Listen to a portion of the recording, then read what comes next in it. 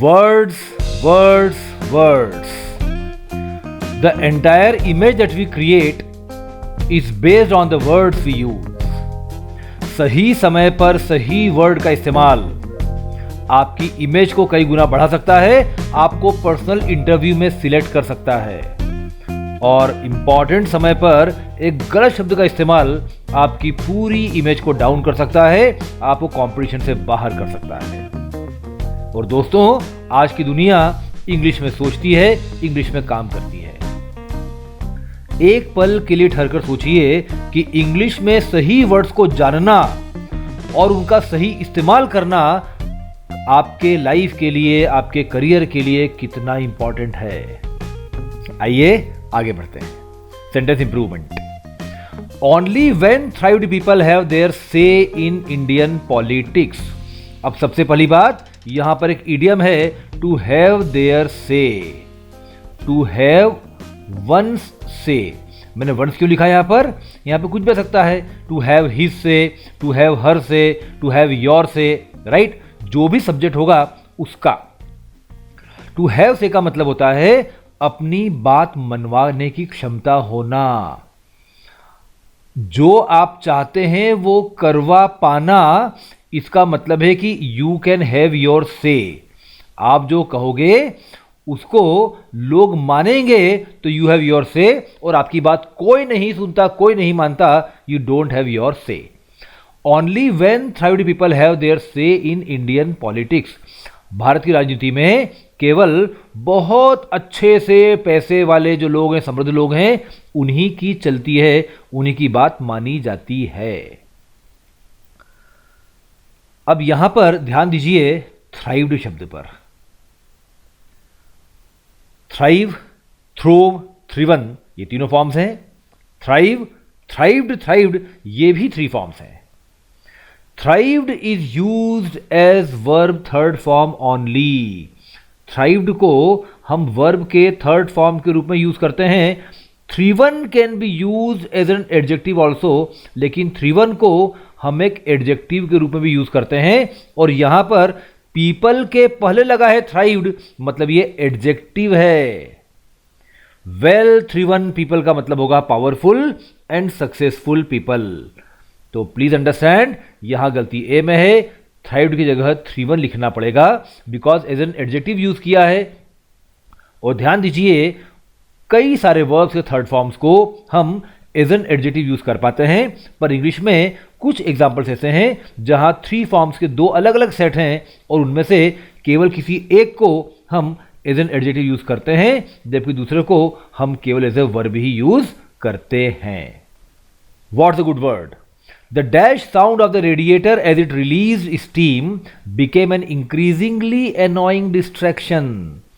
Distraction, जो चीज ध्यान भंग करे। Annoying, जो आपको पसंद न हो। Increasingly, जो धीरे धीरे और अधिक नापसंद होती चली जाए।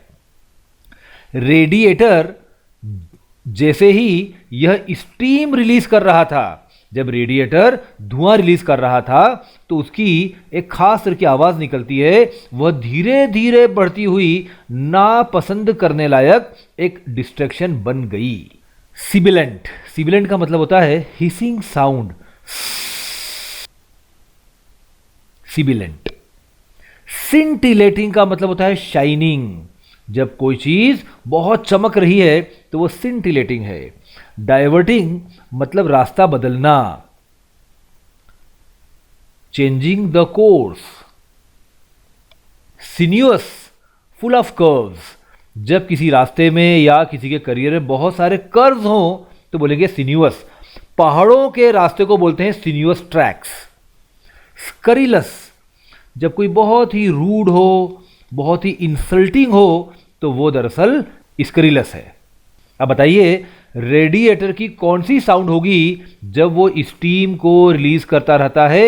आई एम वेरी श्योर आप लोग समझ गए होंगे। The best option here is sibilant. The sibilant sound of the radiator. आइए आगे बढ़ते हैं। Let's understand the world better.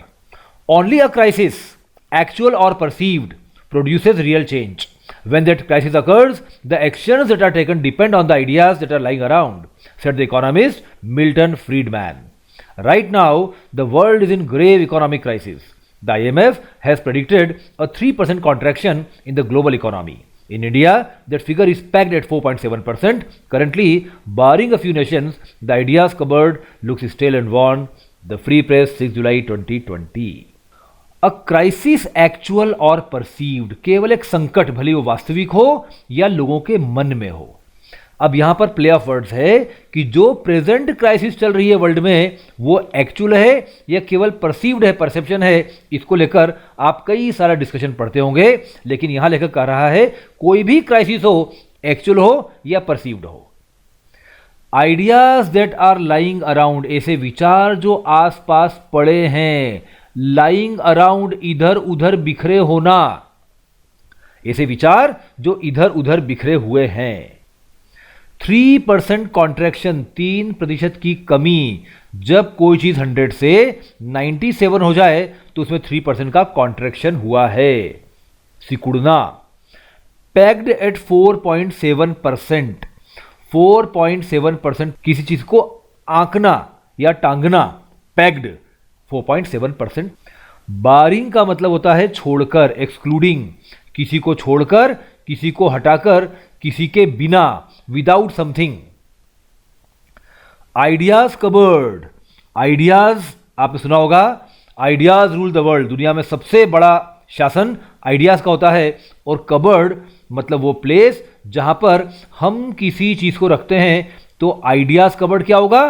सारे आइडियाज जहां रखे जाते हैं, आइडियाज कबर्ड। अब भले ये सेमिनार्स हो, वेबिनार्स हो, यूनिवर्सिटीज हो, रिसर्च इंस्टीट्यूशंस हो या जर्नल्स हो, वो सारे आइडियाज कबर्ड में आएंगे।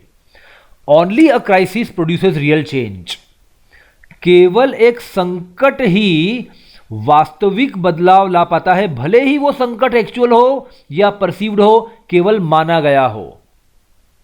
केवल संकट से असली बदलाव आता है, भले ही संकट वास्तविक हो या केवल माना गया हो।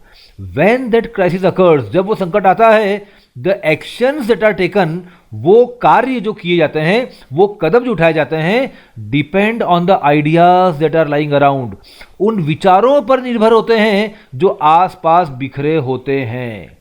Said the economist Milton Friedman. Milton Friedman ने कहा था कि केवल संकट ही असली बदलाव आता है, और यह बदलाव संकट के समय जो आसपास विचार हैं उन पर निर्भर करता है। तो दो बातें हो गई, एक तो हो गई क्राइसिस, एक हो गए आइडियाज। इन दोनों से आता है चेंज। क्राइसिस होगी तो ही हम विचार कर पाएंगे, और जो जिस तरह के विचार आ रहे हैं उन पर आधारित आपका चेंज होगा। राइट नाउ, ठीक अभी, the world is in grave economic crisis, दुनिया एक बहुत ही गंभीर आर्थिक संकट में है। The IMF, the International Monetary Fund, अंतरराष्ट्रीय वित्तीय कोष, हैज प्रेडिक्टेड, ने भविष्यवाणी की है, a 3% contraction in the global economy, कि वैश्विक अर्थव्यवस्था में 3% का संकुचन होगा। दुनिया की इकोनॉमी 3% छोटी हो जाएगी, 100 से 97 हो जाएगी। In India that figure is packed at 4.7%। भारत में हालांकि लॉन्ग टर्म संभावना यह है कि हम 4.7% से बढ़ेंगे। करंटली, वर्तमान में, बारिंग अ फ्यू नेशंस, कुछ देशों को छोड़कर, the ideas covered looks stale and worn, जो विचारों की श्रृंखला है, जो विचारों का कब्बड़ है, जो नए विचार उत्पन्न हो रहे हैं, वो बहुत ही बासी और घिसे पीटे लगते हैं। तो ऑथर कह रहा है कि मिल्टन फ्रीडमैन ने कहा था कि क्राइसिस रियल चेंज लाती है, पर वो चेंज डिपेंड करता है आइडियाज पर। तो क्राइसिस तय करती है कि चेंज कब होगा, और आइडियाज तय करते हैं कि चेंज कैसा होगा। तो क्राइसिस तो है, भले एक्चुअल हो या परसीव्ड हो, लेकिन आइडियाज नहीं दिख रहे हैं दुनिया को बदलने वाले। यह ऑथर का पर्सपेक्टिव है। ऑथर यहां नई पीढ़ी का आह्वान कर रहा है कि यदि आपके पास अच्छे आइडियाज होंगे तो this is the time to change the world for a better perspective. चलिए friends, thank you so much. देखते रहिए हमारे साथ। इस वीडियो को लाइक करिए, चैनल को सब्सक्राइब करिए, बेल आइकॉन को हिट करिए और अपने दोस्तों में शेयर करिए। हम आपको प्रॉमिस करते हैं कि इसको रोज देखते देखते आप निश्चित तौर पर अपने करियर में, अपनी लाइफ में एक पॉजिटिव चेंज ला पाएंगे। एक ये ऐसा आइडिया है जो निश्चित तौर पर आपको आगे लेकर जाएगा। Thank you, all the best, enjoy, have a great time.